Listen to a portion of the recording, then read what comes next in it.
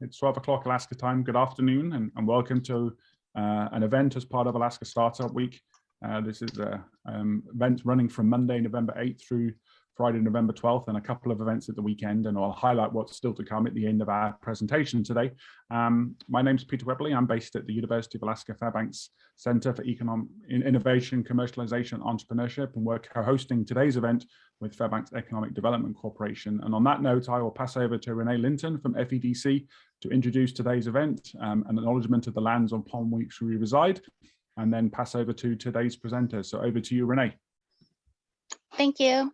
My name is Renee Linton. I work at the Fairbanks Economic Development Corporation. We're really excited to have this opportunity to share this webinar with you all. We'd like to acknowledge we're on the traditional land of Dene on the Tanana River. My family's from Holokachuk, which is located on the lower Yukon. I was born and raised here in Fairbanks. So our speaker today is Steve Vick with Web 907. The presentation is building your online presence. So Web 907 will share tips on how to increase your web presence so you can get more customers. The topics will include websites, social media, business listings, and CEO. So Steve, if you'd like to take it away. All right, great. I appreciate that. Hey, I'm really excited to be here. I'm going to quickly unshare my screen here. Hopefully people can see me at this point. If for some reason I'm not showing up, just let me know. But welcome to our presentation today. And yep, today we're going to be going over on building your online presence. There's going to be some specific steps on the certain things that you need to have kind of set up in your different online assets, which we're going to go over here in a second. But I think right away, I just want to get started. There's a lot of information to go through. If you have questions, I just want you to note them down somewhere. We'll have a question time at the end of this session so that you can go ahead and ask any questions, either broadly about any topic or specific about your own website, your own business, and the things that you're doing. So I think we're good to go. I can go back and share my screen then, and we'll get on to slide one. I just have to find out where my Zoom control went. And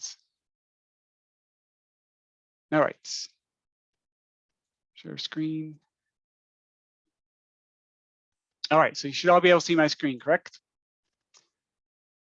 All right, cool. So anyway, we're just going to go ahead and start with the basic definition of what an online presence is. Basically, your online presence is any activity, any ownership of an asset that you have on there, anything that talks about you or your business. This all is part of your online presence. And it can be scattered through anywhere. It can be not just your website or your social media page. It could be a forum post that you replied an answer to.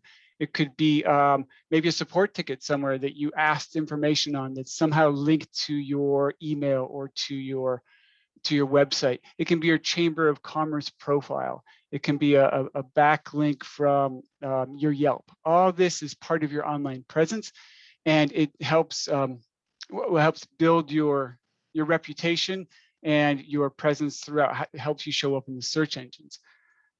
So your online presence consists of basically the things you have control over are your website, social media, your business listings, digital marketing, and your reviews. And quickly right now, I'd be interested to see in your comments, just going through these here that we have listed here. Just let me know how many of you have, just put the number. Do you have one of these, two of these, three of these, all of these, more than that? And just put that in the comments area. I'd love to just kind of get an idea of where people are at with that. So I see a 3, someone has all of them. Great, you're dealing with a lot of stuff. Good, so once you have these in place, right? Once you have obviously a website and probably social media and a business listing, basically what you have is you have an existence, right? You exist on the web. Doesn't necessarily mean you're building a presence, you're building a way for people to find you, but you do exist. And that's where a good place to start is. That's where most people start. They'll get their Facebook, they'll get their website, and we exist, we're online. Building your presence, right, consists of these aspects of your every asset you have. So you really want to work on your credibility, your reputation, and your visibility. We're going to go into detail on all of these, but as you can see, this is kind of a broad overview of it. Your credibility obviously means credibility is how you present to the visitors, what information you give to them, what you look like to anyone who's seeing, whether it's your Facebook page, your website, or your business listing, right? So your credibility really determines, it's a trust factor, right? And you have a lot of control over your credibility because it's typically the information that you're giving out to the people visiting your customers, people visiting your website. Now, reviews, reputation, that's how others view you, right? And how others are publicly expressing their opinion of you. And this can be done through forums, it can be done through reviews, it can be in a variety of ways. A simple thumbs up or thumbs down in social media helps build your reputation. A little different than credibility, but they go hand in hand. And then of course there's visibility. And visibility is basically how well you can be found. And the better credibility and the better reputation you have helps build your visibility. All of these things play a role together. I want to give you a couple stats real quick on, go a little more into the specifics of these. Credibility is really important. Obviously, as you can see, most people who visit your website are going to have a view on your credibility just from your website. And this could have to do with how good your content is. This could be how well your site is designed, how easy it is to use. If it loads slow, I mean, how many of you have been on a site that you've gone to and you're like, still loading? It's still loading. And you're not just getting mad at the website, you're getting mad at the owner, you're getting mad at the business, right? So it reflects badly on you and it can hurt your credibility. Reputation is very important. As online reviews become just prevalent everywhere, people rely on these. They read reviews. As you can see here, the majority, an overwhelming majority, 90% of people are going to be reading any review that's on there, whether it's positive or negative. And nearly all of them will trust that online review. Even if they don't know that person who wrote it, they're going to trust it like a personal recommendations. So you got to realize that as you get reviews, and it's good to have them because people read them. If you don't have one and your competition does, you are at a disadvantage. So you want to really want to point out here the importance of these. And then finally, there's visibility. Visibility is basically how well you show up in Google. I mean, of course, there's Bing and there's other places that you can show up to, but Google is the overwhelming majority of all searches and greatly impacts your presence on the internet. When people search on Google for a keyword, a search phrase, snow removal in Fairbanks, good dentist near me, right? Those front page, what we call the SERP, search engine results page, that's what SERP stands for. That front page SERP gets 70% of all the clicks. If you're in those top 5 spots, you're getting the majority of those clicks. That front page actually gets almost all those clicks. If you go onto the second page, because there's only 10 listings on the front page of Google, if you're on the second page, chances are no one's even going to see your site, let alone click on it.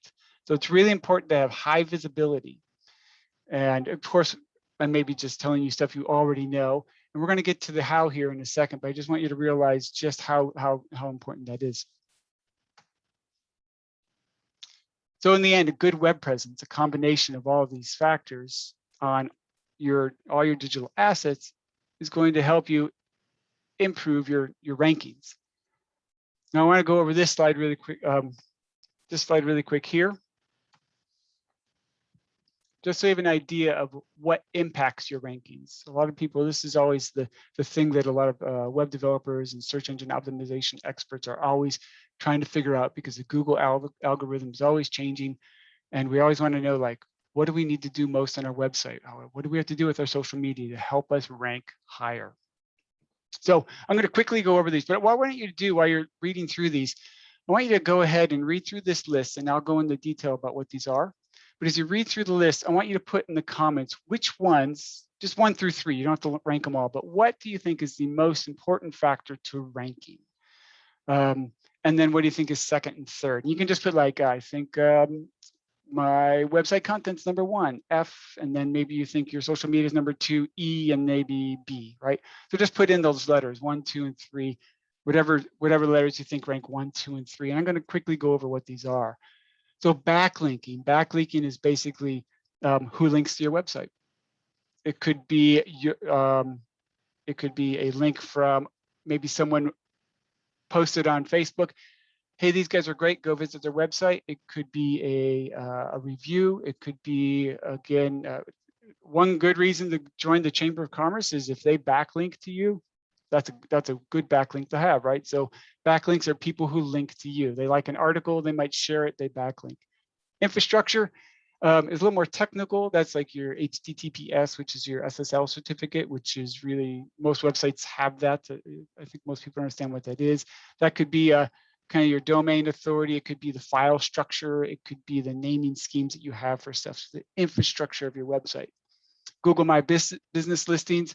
If you don't know what that is, you're going to by the end of this, but it's definitely an important factor. So it's basically a business listing that is hosted by Google. On-site SEO, that's stuff what we call like metadata, proper use of keywords in stuff that Google bots read. Social media, we should all know what that is. It's your YouTube, your Facebook, your LinkedIn. Website content, the actual verbiage that's on your page, and website engagement. Website engagement is, do people stay on your page a while? Do they link a lot? Do they click a lot?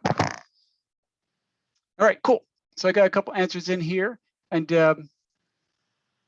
yeah, good. You guys are really on to some of the stuff here. I'm going to show you here what the results are for something like this. This was done in 2021.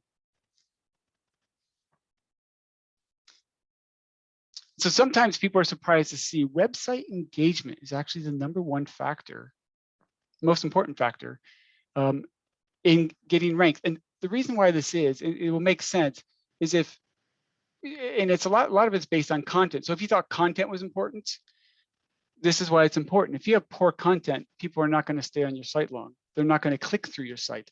They're not going to engage on your site, right? And so when I say website engagement, we're talking about how long does someone stay on your site? Do they stay over a minute? Do they stay 2 minutes? How many pages do they visit on average? Is it just 1 page and leave? Do they visit 3 pages? The more engagement you have on your site, Google sees this. Google's actually tracking all this.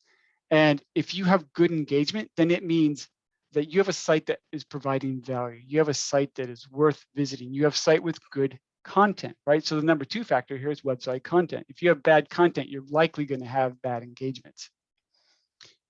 Backlinks is #3. Of course, those are some of the hardest things to get. But backlinks is those outside links, people linking to your website saying, hey, these guys are great, or hey, look at this how-to video on how to fix something or how to do something. And those backlinks are important. Again, that all falls down to website content. They say content is king, and it is no lie. So it's really important to have good content on there. And then down through the end, you can see like infrastructure of your website, just basic HTTPS. And you can see here as you get down to these ones here, I don't know if you can see my cursor, but for 4, 5, and 6, you can see the top 3 here, 20 to 30%, 18 to 21%, and 18 to 21% of, so those are the big 3, right? And then the other ones fall down to like a 10 to 15% impact on your ranking. So they're kind of near the same. But some people are always surprised to see that social media is down here at the bottom. Google doesn't factor too much from social media. It doesn't matter how many likes and shares you get on a post. Google is relatively indifferent about how that affects your ranking. Now, there are important reasons to get likes and shares, and we're going to go into those in a second. All right, so now with that information behind us, and we understand a little bit of the importance between the credibility, the visibility, and your reputation, and kind of what those ranking factors are, we're going to pull all these into here, and we're going to start applying them to certain aspects of your online presence. Where do you start? Typically, you start with your website. Your website is the one that you have, is the thing you have the most control over. I want you to consider your website like your launch pad, right? This is where you're building the platform. This is where you can put all your content. This is where you can sell your products. This is where people can sign up for your newsletter. This is where you're going to get your contact and your leads. So your website can house all of that. When you add in social media, your Google business listing, and then you start getting reviews, and maybe even start doing some digital marketing, all of this is going to feed your website. Your one platform is going to build up with all these outside sources, whether it's your social media, your Google business listing, basically feeding your website, what we call giving it juice, Google juice. And that juice is going to help your website start ranking higher and higher. So the more active you are on social media, maybe you, the better optimized your Google business is, and the more reviews you get, as long as it's all linked together and it knows where your website is, your website's going to start elevating in the rankings. You're going to have higher visibility. So let's start there. Let's start with this website. Now, one thing a lot of people think of is that when they get their website, they think, if I build it, they will come. Well, it doesn't always work that way. So we're going to start applying the things that we just talked about, credibility, reputation, and visibility, to your website specifically. There's a lot we can go into with websites. We can go into design and all sorts of stuff, but we're going to stick with what we're talking about for visibility, for online presence specifically. So for all of you guys who thought that content was important, this is where your credibility comes in. The content on your website should offer some type of value. So when you go on your website and you're adding your content, and remember, your website it's not static. You can go on your website right now and update your content. So you can always be adjusting your website, but always try to provide value. You want to create copy that can educate and inform people coming to your website. One, because that's going to help them, like, wow, these people really know what they're talking about, right? And when it also keeps people on your page longer, right? So that's that engagement part that we were talking about. So when you go and do this, you want to think about, who is this for? Why is this important? Explain to them, this is our product. This is why it's important. This is what it can solve for you. You know, their pain points. This is how it works, and this is where you go to get it. This is how you get it. How can we help you? And if you supply that amount of information, now you're not only educating and informing them, but you're building some trust. I get clients a lot of times when I ask for content for the websites, they'll just send me bullet points. And they'll be like, yeah, well, we do X, Y, and Z. They'll send me bullet points. And that's something what we call thin content. And when I question that, well, don't you want to put more on there? A lot of times I'll hear people say, well, our customers know, they know what we do. And that's all well and good, but your new customers don't. So think about this from the new person visiting your site for the first time. And also, Google doesn't know exactly what you're doing. So you want to make sure you have some full content with good value. Get a little more specific with that. When you start providing that type of content, you want to make sure that you do give a little bit more specifics. The show, don't tell, that's actually kind of a journalistic approach to writing. They always tell you, like, you don't want to say, we have the best lawnmowers, right? That doesn't really sell lawnmowers. But if you tell them, this lawnmower will cut through 3 inches of willow, it has auto drive wheels, and lifetime blade sharpening is supplied, now you're giving me some information that's going to help me choose you over maybe your competition. Or in the example I give here, best dog toy money can buy. Okay, that doesn't really tell me anything. So be specific about your services, your products, and throw in their information that maybe only you offer. Like if you know, lifetime blade sharpening on when you buy a lawnmower from us.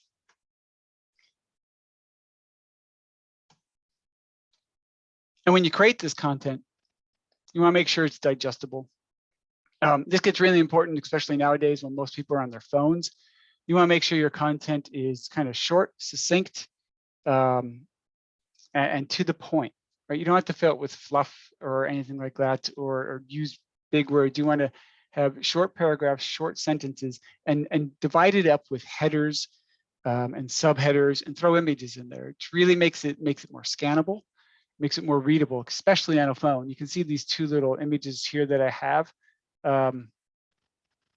kind of giving you an idea what it might look like if you had a big long paragraph compared to what I call chunkifying, breaking down your content into small bits. So it's very digestible. I can scroll through the page, get an idea of what you do, what the product offers. I can stop on the headline that I really want to know more about, right? And then there's one thing I don't think I talked too much about in this presentation, but you always want to have what's called a CTA, or a call to action.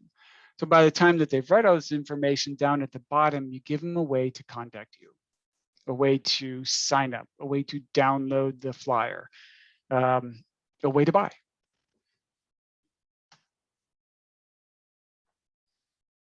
The one thing that's easily overlooked by a lot of people is actually how easy your website, the impact of the ease of use, or what we call UX, which stands for user experience of a website, and how it impacts your credibility. I think what I just kind of talked about earlier, when you go to a site and it loads forever, you don't just get mad at the website, you get mad at the owner. Same thing with hard to follow navigations. Or if you ever go to a website, you find something, you go back to the website and you can't find it again, right? So that's not a very well-designed website. It's not very user-friendly. You're going to be back and be like, God, where was that information I found? I can't find it again. And again, that's going to hurt your credibility. So you want to make sure you have a good, simple, and consistent navigation. Click the call buttons are really important, especially now with phones. So don't just put your phone number on there and expect me to copy and paste that. You ever try copying and pasting a phone number on your phone? And then you get that little box with the two little dots that you kind of have to stretch and then copy and then open up your phone. That's a pain, right? So make it easy for them. I click the call button, boom, click that. It dials my phone for me. People will be very thankful for that. Another thing I see a lot for like ease of use is I'll get clients who will want to have get a quote form, which is important, right? Hey, get a quote. We'll send you information on what it's going to cost to fix your gutters, design your websites, whatever the get a quote is. But you want to make sure you keep that quote short. The longer the form is, the less chance someone's going to fill it out. The more complicated it's going to be to fill out, especially if they're on a phone. Trying to fill a form out on a phone can be a pain. But you want to keep it short. And think about this: the purpose of the form is not for you to be able to give a quote, because chances are you're going to need more information from them anyways. The purpose of the form is to get the lead. You want their phone number, you want their email, you want their contact information, and just enough information for your salesperson or you or whoever to be somewhat informed about who you're calling, the type of business they're in, where they're located, and the scope of the project. That might be enough to say, okay, cool, let me call you back now. I'll get some details on the gutters. Do you want plastic gutters, aluminum gutters, self-cleaning gutters? Like, then you can get that detail. But if you ask for that in the form, people are gonna be like, oh, I'm still filling out this form. You know what? I'm just not gonna fill out this form. And then you possibly lose a lead. Also, make sure this should come as no surprise, but make sure your phone or your website is mobile friendly. All right, so that's the credibility part of your website. Now comes the reputation. On your website, it's always good to have testimonials. People do this all the time, and probably many of you do this already. Other things that social proof your website. Social proofing is basically means somebody else said something good about me somehow. Is to not only just add the testimonials and reviews to your website, but those badges you get. Maybe you're a Better Business Bureau. Maybe you have an award. You can also put things like, a real popular thing to do is to add like a trust icon might be, look at some of the businesses we've served. And if they're reputable businesses within your community, or at least businesses that people know, and you have permission, use their logos and put them on your website. Maybe 4 or 5 logos splashed across in a row somewhere on the front page of your website. People are like, oh, they work with X, Y, and Z. Yeah, okay, cool. That kind of builds some trust. Case studies work and things like that as well. The one thing with this that I see that people that you should do to have this be more effective is to put the testimonials or the reviews or the whatever it is on the page that's relevant to. Some people I'll see will make a testimonial page, which is good. You have your testimonials there. But what we see is that not a lot of people actually visit the testimonial page. They don't go out of their way to go see the testimonials. But if on your product page, you put a testimonial about the product, or on your service page, you put a testimonial about someone saying something directly about how good of a service you provide, now you're actually having a more impactful page. Think about engagement. I'm on your site, I'm reading about your services. I scroll down and now I see a quote from a reputable company saying, these guys were great to work with. They've solved our problem in 48 hours with an affordable price, right? You've put the content in a relevant spot on your website. So that's really important. Strategically place these. Now, something else about transparency, or about reputation, is being transparent. Your reputation is not just based on how others respond, what others say to you, but also how you interact with them. If you make it hard for them to get a hold of you, maybe your contact page is just an email link as opposed to an email form, or someone writes a review and you just don't say anything. That engagement, one, gets noticed by Google, but also gives a perception of like, are these people even there? So I make it a habit of every review I get, I always provide some type of comment or feedback. Now, if someone criticizes you, it's always good to do the best that you can to publicly address, if possible, that criticism, trying to work out to solve some type of solution. Ideally, you don't want to engage and be like, well, it's your fault, because you don't want to start getting in an argument with somebody, of course, through your reviews. You always want to publicly address their concern and offer some type of solution. Another cool way to be transparent is actually with your content. You think about it, you can have behind the scenes videos on your website. Hey, here we are in the warehouse. We're making the gutters. I'm not sure why I'm thinking of gutters a lot right now. Or here's our head of product development working on this. Tell me what you're doing. Like, give them that close and personal touch, but also kind of a behind the scenes. Like, yeah, that helps build your reputation.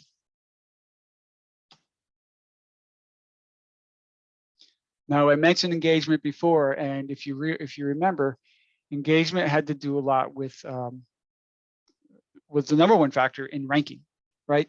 So Google knows all these signals that it's getting, and the key is just do the best you can to keep someone on your page as long as possible, not only with quality content,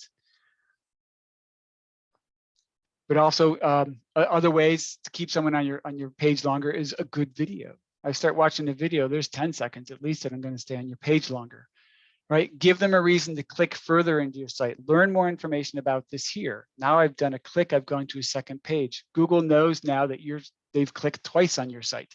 That impacts them. You can see down here some of these. This is from a Google Analytics screenshot, and you can see the kind of the number of users, the sessions. Sessions is if I'm a user and I come visit your site and I come visit again, that counts as a second session. So if I visit your site 3 times in one day, that's 3 sessions, but I'm one user. And so there's your average number of sessions. So just over, for this screenshot, just over 1 1/3 times the person has come back. A really important one is how many pages per session they view. So again, if you have this is something now for those of you who might have a 1-page website, this is going to affect you in 2 ways. One, they can never visit more than 1 page. So your pages per visit is not going to be ever more than 1. But also there's something here called bounce rate. And bounce rate can greatly impact your rankings. Bounce rate is when someone comes to your site and they're like, oh, nope, wrong site. And then they just leave. They didn't go anywhere. If you have a 1-page website, you're going to have a 100% bounce rate. Even if they stay on that page for 2 minutes, they didn't go anywhere else. That's considered a bounce. And that can negatively affect your rankings. So it's always good to at least have 2 pages, even if it is a click to contact us or click to schedule. Just make a second page so they can engage, and that will help your bounce rate. And obviously, average time on page helps quite a bit. This is actually pretty good. Anything over a minute, if you get over a minute on your site, you're doing great. If you get over 10 seconds on a page, believe it or not, that's actually really good. It only takes 2 or 3 seconds for someone to to be on your site and then just, yep, this ain't it, and then they're off. So you want to, if you can keep them over 3 seconds, the more likely you're going to be able to keep them for 30 seconds.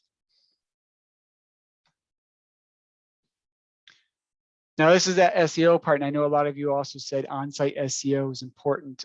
So this is part of that aspect. The SEO affects the visibility of your website, because the on-site SEO, the things that we're talking about here, are the things that Google is going to do when they go to your website. They're going to be looking for specific things. They want to know what the keywords are in the metadata. They want to know if you have a sitemap. And when you think of sitemaps, the sitemap is it's usually what's called an XML file. It's nothing that you're going to go to as a visitor. You're not going to go there and be like, oh, let me see where all their pages are. That used to be a sitemap, and kind of, many years ago. But this sitemap is specifically for the Google bots. And the sitemap tells them where every single page on your website is. So when it makes it easy for the Google bots to go there and index every page on your website. Without a sitemap, they may end up going, what the bots do is they hop on your website, they see a link, and if that link links to something outside, like another website or something like that, the bot may just leave your website and not index the other pages. So a sitemap helps you get indexed faster. Google Search Console and Google Analytics are free. I highly recommend making sure you sign up for them. In fact, this right here is a snapshot from Google Analytics. The cool thing about these is that if you have an analytics account, you can go in there and see which pages are performing better, which one. And I do this quite a bit on my site. I'll go on my site and I'll be like, I'll see that for Web 907, my websites page typically has the most views. My SEO used to be 3rd or 4th, and I looked at the stats and I was like, wow, people are on there for like 10 seconds, which tells me I got to make that page better. And so, or also you could find a surprise, like, holy cow, someone is visiting my products page more than my sales page. So then your products page might need, some more enhancements. People are there and you didn't even realize it. So that's websites. Getting your website's credibility built with good content, getting your reputation built with not just getting reviews, but also interacting with those views, and enhancing your visibility by trying to increase the engagement and getting some SEO on there. So all of that combines and helps that asset, your website, have a better online presence. So let's go over to social media, because I know a lot of people have Facebook. Facebook is a really good way to interact with your customers directly, right? It's social, it's fun. You get comments, you get likes. But there's some things it's actually not so good at. You have to remember now that Facebook is it's a social media site. You have to log in and go there, but it can't replace your website for a few reasons. If you go to Google and you search for a dentist, and I want a dentist near me, and stuff like that, and that's front page, those search engine results page, that front page search results is going to show websites over Facebook pages. So if you only have a Facebook page and your competition only has a website, chances are they're going to be more visible, because Google is going to be more apt to show that website than the Facebook page. Think back to a few slides before when I was telling you the ranking factors. The ranking factors for social media, it's not that relevant. So if you're relying on your Facebook page to be your sole, and influencers do this, people who are personalities and stuff like that can use Facebook and YouTube to more than their websites. But idea for most businesses, it's going to be your website that's the key. I put this in here because obviously people use Google for the search, but you have to realize people typically don't go to Facebook and search for a dentist. I'm not going to go into my Facebook page and be like, hey, I need a good dentist. I'm going to type in dentist in Fairbanks and see who shows up. They're going to go to Google to find that. So Facebook doesn't really get used as a search engine, even though it's the 3rd largest site in the world. It's not the largest search engine. Google's #1. Anybody know what Google, the #2 search engine is? You can type it in if you think you know. Google's obviously the #1, the largest search engine in the world. The second largest search engine in the world is YouTube, owned by Google. So one more thing that's important to realize about websites, or about social media, about Facebook in particular, is that the engagement rate of a social media post isn't that high. When you go into your Facebook, let's say you have 100 followers, or let's say 1,000. You have 1,000 followers for your business, and you type in there a new post like, "Hey, we have a new product in," or "Hey, we have a new staff hired." Whatever you're putting in there, and you post that, only 3%. It's actually less than 3% of your followers are going to see that post. So if you have 1,000 followers, maybe 30 people are going to see that, and there's a few reasons for that. One, it's the algorithm of Facebook. But it's also just because Facebook is timeline based. So if you post it now and I go on Facebook tonight, chances are you're not going to be seen by me because you are hours away from my time. If I go on now after you post it, chances are you'll show up close to the top of my feed. So it's a less than 3% reach. What you're putting on there isn't really going to go out to a lot of people. Engagement refers to your likes, your comments, your shares, which are that's your golden goose, right? That's what you want. You want engagement on your post. It's a 1% engagement rate just for a standard post that you put out there. It just doesn't get seen by a lot of people. Let me give you another example here. I see this a lot with people who actually do focus on Facebook as their main source for getting leads or running their business. Is I'll hear radio commercials tell me, "Hey, we're having this great sale," or whatever, and they'll be like, "Find us on Facebook." Oh, great. Now I have to go to Facebook. I have to log into Facebook. I have to search for your business. And then once I find your business, I have to click on it. Like, you can see the amount of steps here it takes for someone to find you on Facebook. Even for those who are following you, they still have to go and search for you on Facebook, where it is a better idea, just send them to your website. Go to mybiz.com/offer. And then you can actually customize that page directly towards the offer with the content, the videos, the testimonials, and the call to action that you need, which in the end is going to be higher converting than a Facebook post. Now, I'm not trying to poo-poo on Facebook. I'm just trying to let you know, when you're using it as your main source of, as a replacement of your website, the website, it just can't do that. But holy moly, digital marketing on Facebook is incredible. Of course, it costs money, but it actually doesn't cost a lot. So let's say you have 1,000 followers and you want to advertise a specific product or service that's going on, or a sale or an event. You can target all of your followers, but you can target your entire city. You can target people who like snow machines in Fairbanks, because I'm having a snow machine sale. You can target specific audiences with this. And then that ad that you get only gets shown to people who are going to be relatively interested in it. This far more efficient and economical than a mailer or a radio ad.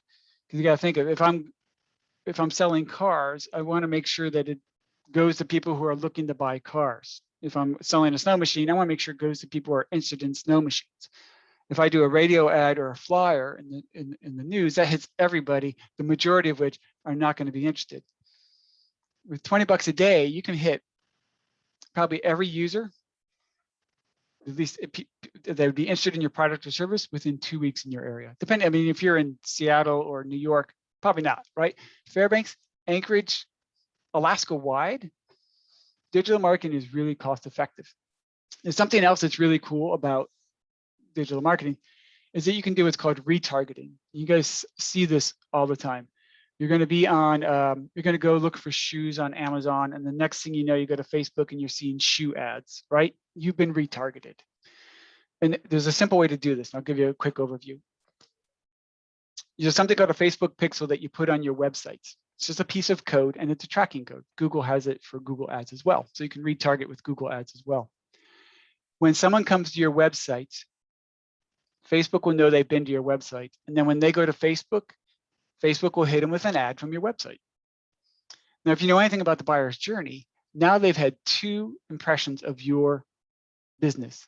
2 brandings, 2 offers, 2 reminders that, hey, you've been on my website and you looked at this page. Hey, don't forget you've been on my website and you were interested in this page.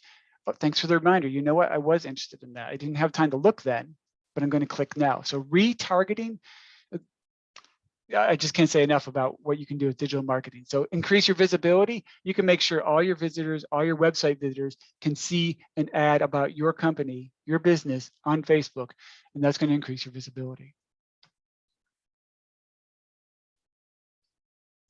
Engagement is pretty similar to what you do with your website. You want to give valuable information. Ideally, to improve, you want to get likes and you want to get shares, all that engagement that comes with it. That's key to building. The more engagement you have, the more credible you are. If you do a Facebook post and no one likes it, if you do a Facebook post and I see that 30 people liked it, 10 people shared it, I'm like, wow, look at this. That makes it more credible. So your goal is to do that. What you really want to do is go through your Facebook page and just make sure that everything is up to date. You also want to make sure you have, I've seen this, most of you probably have this, but make sure it's a page and not a profile. I don't know if you know the difference, but a Facebook page is for businesses. The profile is you personally. You create a page, but don't make the business your profile. You lose a lot of tools. You lose your analytics. You lose all the things you'd want for digital marketing. So make sure you have a Facebook page as opposed to a profile. Make sure that your page is branded and looks like your website. Make sure that logo is there. You want that continuity between that, and YouTube as well, right? You want that continuity so that when I go somewhere, it doesn't look like I'm on a different site. Plus that brand recognition across platforms is going to help build brand awareness, which of course builds your online presence. I won't read through all these, you guys can read them, but you just want to make sure that you have all the information that Facebook is asking for, your location, your services, your description, your website, your phone number, all of that is in there. Also, I will just say the bottom one, make sure that you are responding to all your comments. Even just a simple thank you increases the engagement.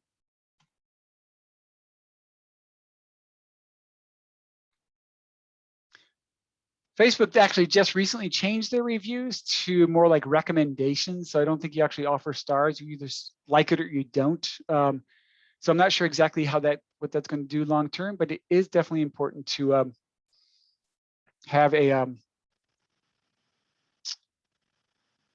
way to generate reviews in Facebook as well as on Google. Google reviews, we'll talk about those in a second in your Google business, but you definitely want to have Facebook reviews as well.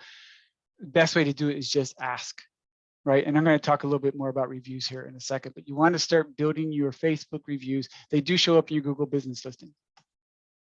Speaking of Google business, if there is one thing you must have, I hate to say almost even more than a website, you got to have a Google business listing. It's free, it's quick, it's easy, and it makes you very prevalent. And so let me show you some reasons why. First of all, Google business listings are top of page. When you go into search, and you see these all the time, so a little red box, that's a Google business listing. If you don't have a Google business listings, you're not going to show up there. And what you're seeing here is what's called the 3-pack. You don't want to just have a Google business listing. You want to have a top 3 ranked Google business listing. Increasing your online presence is going to help that. And so, one, it's really important to have that listing because you want to be top of page, but also this is all of this. You see the website and directions and all that. Sometimes we'll have a little call. Now, if you're on a phone, those change to call buttons. So now you're mobile friendly. Now someone just, and I do it all the time. I'll type in a business's name. I'll go there. I'll see that they're open and I'll just click the call. I don't even go to their website. So grab one of these. It's free. Did I just skip a page? No. When you do, just make sure that you fill out everything that's available there. I think I have 2 of these out of order. I have this out of order, so I'm going to reverse that. Sorry. part of your credibility is making sure that you have that business listing completely filled out, and that includes your logo in the images area. I'd put inside pics of your business, outside pics of your business. Just start putting content on there. Content's king. Google now has a services area, so you can type in the different services you provide and products that you provide, and it also includes pricing. All of these things, it's metadata for Google and your search results. So when you go into there, you're going to see the info section. That's part that's highlighted here. Just start filling in everything there, and go to this. I go to it probably quarterly, but at least go there twice a year, because Google changes things. They'll change the categories. They'll change some of the accessibilities that you can choose. Like, they'll change things around and add things. Like products just recently got added, so I was able to add all the products that I offer into there. So definitely use that. Sorry, I have these in reverse. I'm going to go back up to one.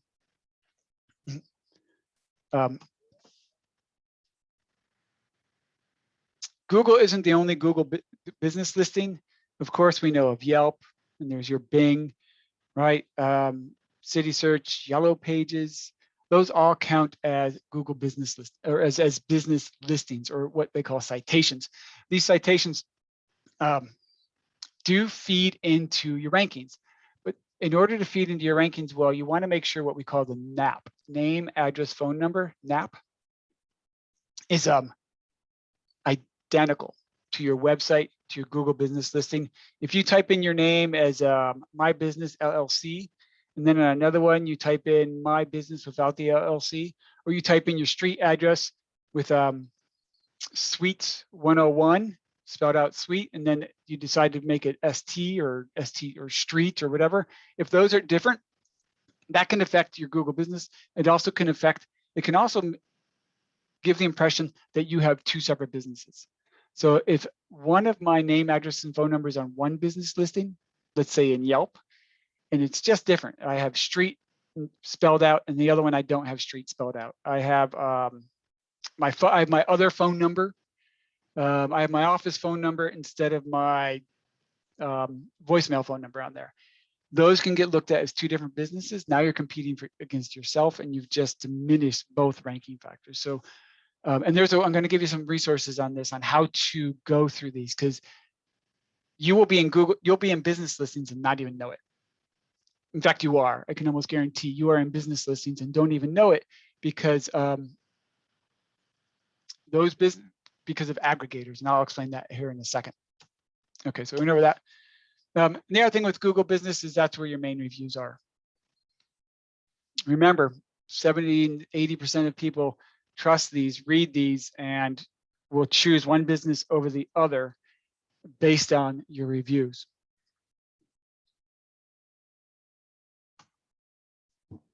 All right, I'm going to give you a real nice thing here. So there's important factors of getting reviews, and this is reviews are important, right? Because if I have a choice between one dentist and another dentist, I'm going to read the reviews. And so one is, you got to really keep it simple for them. Number one reason people don't give reviews is they aren't asked. So you want to make sure you ask, and you can simply do that in an email. Two, you want to make it easy for them. Don't just say, hey, can you review me on Google or Facebook? You want to give them a link directly to your review listing, right? If I have to go to Google and find your business and then figure out how to do a review, that's 2-3 clicks, I'm already lost, right? And I'm going to give you this website here. I'll give you an example of how that works. And then follow up. So I typically do this after I do my personal experience, after I do a website or do a SEO project or whatever. Within a week, I'll just follow up. Hey, if you liked our service, great. I'd love it if you could leave a review and just share your experience. How was it? If you had any problems with my service, let me know directly, right? I really want to know, because I want to improve my service. And so that kind of gives them, if they're really mad at me, a way to just tell me directly, which I would prefer, right? Which most people would prefer. You don't want them going on Google and leaving a bad review. But even if they do, that's fine. After 3 or 4 days, maybe a week, if they haven't, I'll do one more follow-up. And I would say about 50% of the people I follow up will end up giving me a review. But again, don't hound them. Obviously, everyone's always worried I'm going to be bothering. Just make it simple, a quick email with a nice, easy link. And so I do have, if you guys want to copy that down, I'm going to actually go there right now, and I will open that up. So let me go ahead and I'll show you a couple of these reviews. In the meantime, while I get this started, if you have any questions, maybe someone over there in the control booth can kind of take over, or if you guys have questions on anything, I'd love to hear them. You can either type them in, or if you prefer, you can raise your hand if you want to actually speak in person. We'd love to see you on camera. And meanwhile, I'm going to pull up this resource sheet and show you what's available for you. Great, thanks, Steve. So yeah, as Steve points out, if anybody's got any questions, please bring them into the chat or the Q&A, and we would be happy to bring you forwards. If you're happy to be on camera and recorded, then that's also fine to do that. Either you can make it in the chat or raise your hand. But I think as you're doing that, Steve, so one thing that a question of mine might have is, like, if somebody said, what's one thing that they could do at 5 minutes past 1 Alaska time once they log off today, what's one thing that would be the first thing you would say to somebody calling in, a business owner, that they could do as a first step to help build their online presence, so people can find their business and their organization? Oh, that's a good question. Content is king, right? You want to make sure you have good copy on your website. I would make sure that you don't have thin copy, right? So you want to shoot for 300 words or more on each page. And better yet, if you have services or products, make a page for each one of those and put it with that valuable information about each product or each service. What is it that it does? How does it work? Why would you want it? Who does it serve? And how do I get a hold of you?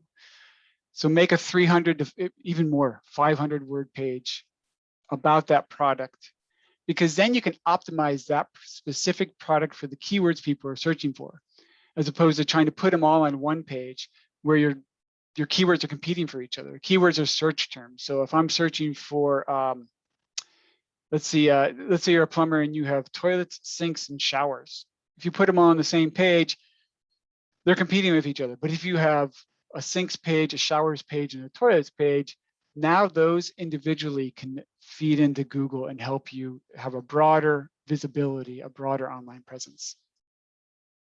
Yes, sort of highlighting all the different aspects of you that you perform, and as a result, each of those gets their own weighting and get evaluation, and you're not sort of trying to demonstrate you have a broad spectrum. Is make sure that those get the relevant search criteria added into them, because the content that you put online, you'll then be evaluated based on the search criteria that comes from Google and other platforms. But still, when someone comes to your page, having found you, they still want to have enough information to then make that step of calling you and contacting you. So Yep, that's the engagement, right? So the longer they can stay on your page, the better. And the more they're staying on your page, the more they're trusting. And the more they're trusting, the more likely they are going to contact you. The more likely you're going to get a lead. Exactly. So I would see that there's a hand raised by Jean. Jean, would you like to be brought forward to talk? You can just say something in the comment, and I'd be happy to allow you to talk. And while Jean's responding, yeah, perfect. Okay, I'll cool. And I do see a hashtag question on there too. So. Yeah, we can answer that in a second if that's all right. Yep. I'll allow Jean to talk, and she can bring her question up to you, Steve. So great. Over to you, Jean. Hello, can you hear me? Yes, we can. Go ahead. Okay, great. I don't know if you can see me or not, but Steve, you know me, and you help us out at Companions Inc. And I wanted to know if you had any special tips for nonprofits. I think a lot of everything that you said I can adapt to our reason for being. So, but is there anything else that you might add? Yeah, I think with nonprofits, actually that social aspect becomes pretty important. So getting that engagement, a regular engagement on social media, whether it's through YouTube or Facebook. But as you do that social engagement, if there is a way to link that to your website, so maybe you have an event coming up. I know it's hard with COVID and stuff like that, but if you have an event, this is a good example, coming up, announce the event on Facebook, but send them to a landing page that's specific about that event. And again, it's the same, provide valuable content about the event on your website. What's the event? Who's going to be there? Why would you want to come? What should you bring? And what are you going to get out of it, right? And how to sign up. You get all that on there, and then you're more likely to do what's converting, right? So in a sales sense, sales and marketing, you're always looking to convert. So what action do you want them to take? You want them to go to the event, send them to a page that's designed to convert, right? Images are going to help, video will help, but just it takes a little more time. But then once they get to that page, if they click on that page, you have a higher likelihood of them going to an event. Same with fundraisers. So if you're having a fundraiser, create a fundraising page that is chock full of information. What is it we need? Why do we need it? How much do we need? How far are we into getting the money that we need? And how can you help? Right? 300 words of that with a little video, especially with you guys with dogs and cats. I mean, holy cow, melt my heart, right? Click, click, click. I'm going to start donating. Yeah.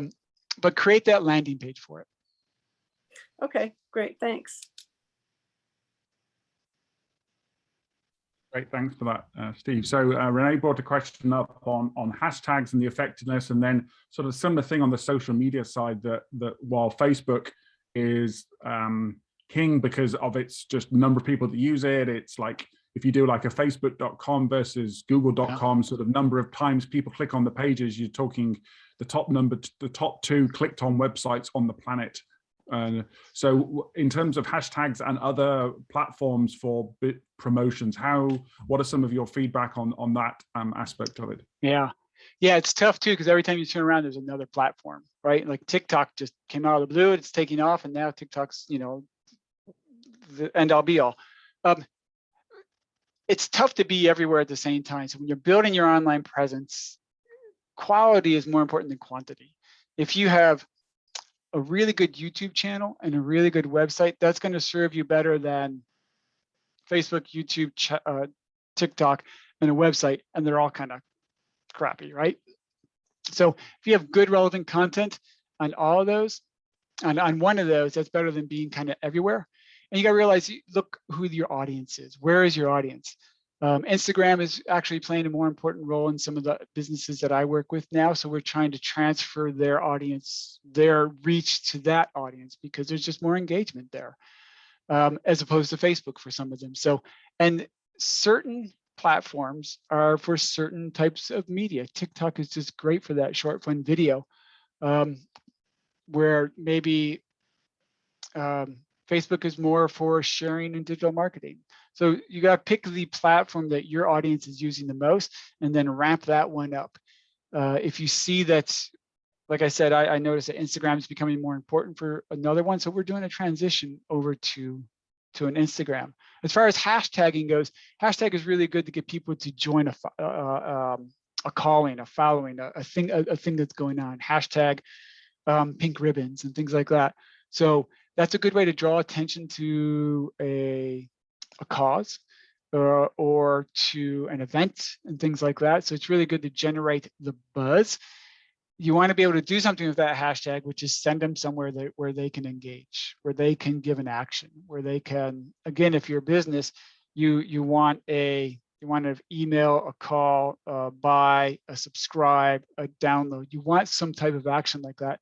So in the end, you're going to be taking them and trying to bring them to that platform where you're capturing. Think of your website as a lead capturing device, and you're trying to build your credibility with people, your authority, your trust, your reputation on that site through all these different mediums, whether it's through a hashtag that gets them there, or a social media post about an event, or a cute puppy TikTok. If you can get them to eventually, here's one thing. Gary Vaynerchuk wrote a book called Jab, Jab, Jab, Right Hook. And this is one thing that's important with social media, is a lot of times people will be like, I just never post to social media, but when I do, I want them to buy now, or I want them to donate now.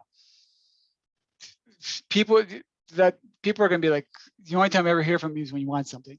So the idea of jab, jab, jab, right hook is kind of along the fighter's line, where you're setting, for lack of a better way to use it, this is his title, but you're setting them up, right? You give them a jab and a jab. Here's a story.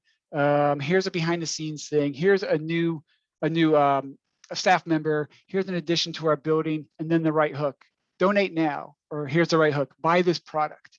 So usually a 8-to-1, maybe 6-to-1 of just jabs, of posts that are engaging and valuable, but you're not selling anything. Get that following going. So hashtag, hashtag, hashtag, hashtag. Support, buy, donate, if that makes sense, right?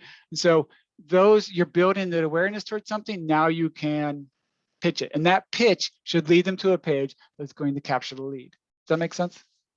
Very much so, yeah, it does. It's a sort of like you're getting a following, you're becoming a reliable group that they want to follow, that they want to listen to and hear from, and then they become potential advocates for that campaign and for that product that you're selling, because they're like, oh, go to this group. They're not just going to be contacting you all the time that they want you to buy something or donate, that they're providing useful content that engages you, and then you can engage them at the time you need to for the giving event, let's say, or like you want them to come to a webinar on or a talk. It's like, well, yeah, exactly. Don't make that the only post of the month, because they'll be like, well, you want to come to benefit us, whereas they may be interested to come and hear about what you're doing because they've seen this content but never had the chance to engage with you until that engagement time. Yep. Now you show up. So you built their trust.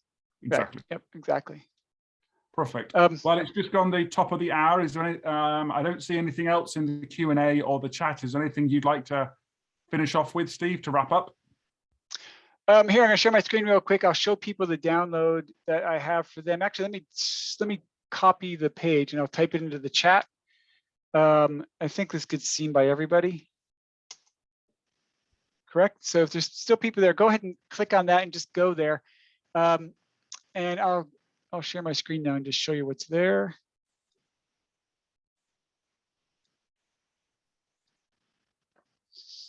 See my screen? Yep. You're seeing the online presence sheet? Yeah. Okay, great. Yeah, we're seeing the sheet. Yeah. The PDF. Okay, great. Yeah, it's hard for me to see what's being seen. So there's 5 different things here for you to run your website through. It's literally taking your website or your business listing, and especially this one here. This one's great. And running them through these things, and you'll just basically get a free report. Am I good on mobile? Do I load fast? How well am I optimized for SEO? That's all kind of here. The one I really like for people is this one right here. And if there's anyone who wants to volunteer for this, I know we're out of time, but I'm happy to put someone through this and show them how this works. I have no idea if there's anyone left there. There's 8. There's Serena's got her hand raised. Serena, are you interested to hear, or would you like to be allowed to talk, to ask Steve a question?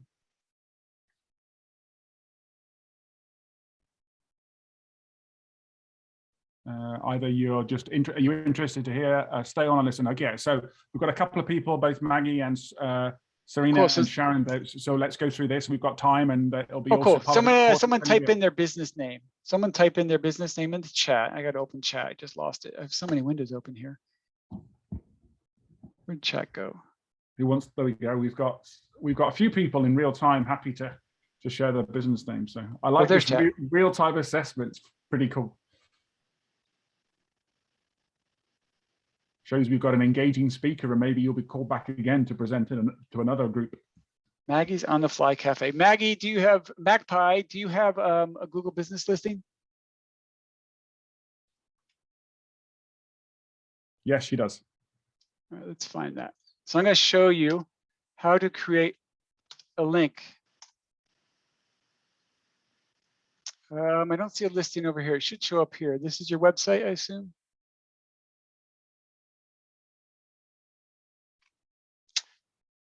Should be a Google business listing right there.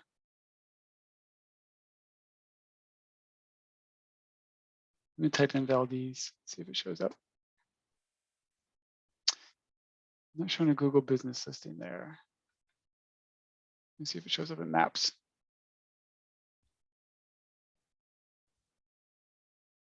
See in Best Western. Sorry, let me try someone else there. Yukon River. There you go. There's a Google business listing. All right, so if you go to your Google business listing and you want to click on the Maps button right here. And this will take you to Google Maps. People have seen this. You go up here and you got this big long URL up here at the top. I am sharing my screen, right? Yes, you are. You want to copy that. And then you go to the link that's in that resources area. It'll send you this, right? So the review link goes to here. You just want to scroll down. It says link in maps right here, link to maps. Just paste it in there and generate the awesome link like it says here. And when I say make it easy for people to leave a review, this is how you would do it. Down here, you get 3 different URLs. This middle one, the short one, is the one that I would use. I'm just going to test it. So here's your short URL. You would copy this and basically, hey, give me a review. You would paste that in there. You can do it here. And this is what it does.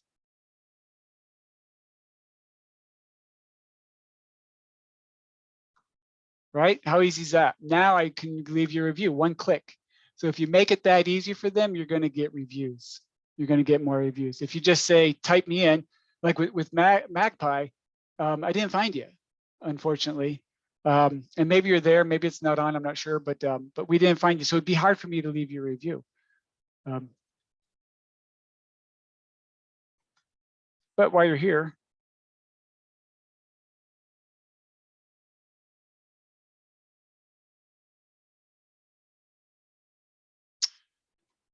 I'm going to check your business listings.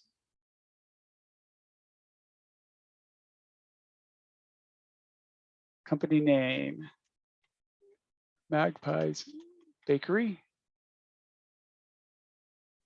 Did I get a street number?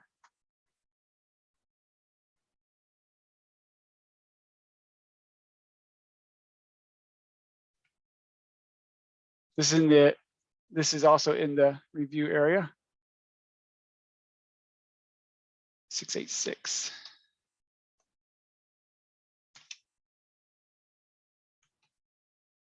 So what this does is tries to figure out what business listings you are on and which ones are consistent. Anyone can do this, it's free, and you'll get a score. And so you'll see quite a few of them are missing and a couple of them are incorrect. So didn't find you on search on Maps or Facebook. The ones you were found in, pages 24. And then it gives you some information here. What are those columns? Hours and photos, so they're not in there. You may want to check your spelling on the bakery part. I've been known to do that before. Whoops, now I got bakery.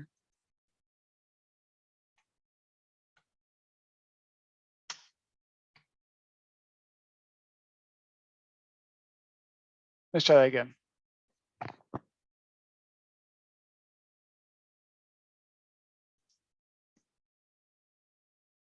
That's a little better. So you're in Judy's book. You're in Hot Frog. So you may wonder how you get into these. There's something called aggregators. And aggregators are just little pieces of code that are sent out. There's like 7 or 8 main aggregators, and they just go out and they find businesses and they aggregate. They take their data, and then Hot Frog subscribes to the aggregator, and then all of a sudden has a business listing. So they're populating. They're populating their business, their listing website through aggregators. And if the aggregator is sending the wrong information, then you are listed incorrectly. So this service here, the one you're on, once you check this, you can actually pay for it. I think it's like $100 a year. They'll update the aggregators with the correct information, which would help sell your online presence.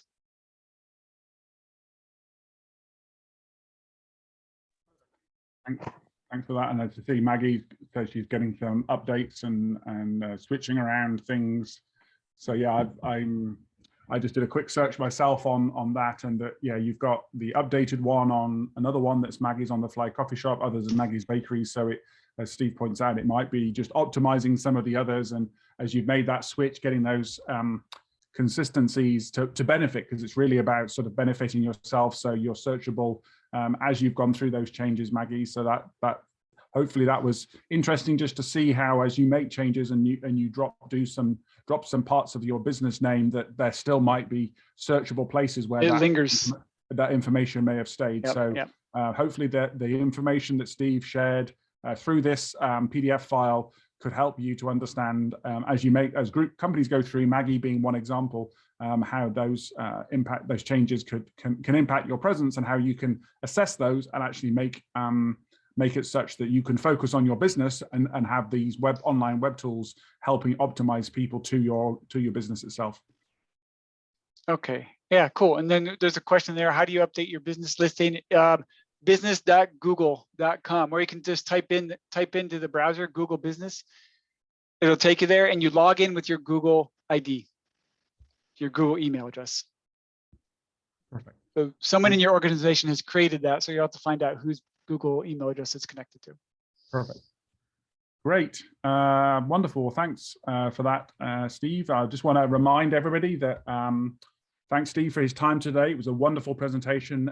Myself, I've developed websites over the years, both business and internal to university. So it's interesting for me to see from your side, sort of see some expert advice on the different aspects of building your online web presence, and hopefully that will benefit those businesses that were listening in today. It might even interest me of how we're optimizing our own page within the university for bringing people focus on innovation and entrepreneurship. So on that note, Renee, if you've got any final comments to say, otherwise we can wrap it up for today.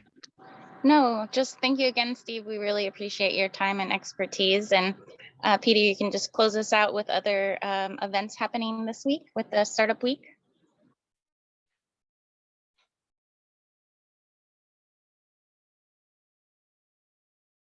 I don't see him in there. I'm not sure if he's. And I'm here. I'm just bringing up, just bringing up the slide deck, and as you asked, I had the same thing, Steve, remembering where my mute button is. So this is day 4. So we've got a couple of other events going on across Alaska.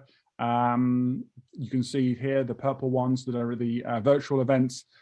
Tomorrow, actually, we'll have a startup business that's spun out technology from the university and in Fairbanks and University of Washington that will be giving us a tour of their space down in Tacoma, Washington, that they're building out and connecting with other entrepreneurs in the region. And we've even got some open houses in Anchorage for those that can make it. There's an in-person event. So as I said, if you're interested in more events during Startup Week, please go to the alaska.startupweek.co schedule, and you'll be able to sign up for those events. And this has been part of this week-long event of innovation, entrepreneurship, promoting businesses, highlighting capabilities, new opportunities, new tools, getting advice from experts in particular areas to help us all as a community move forward and grow and build up some of these new economic base areas within the state. So on that note, thank you once again, Steve, for your time. This will be on the Center Ice YouTube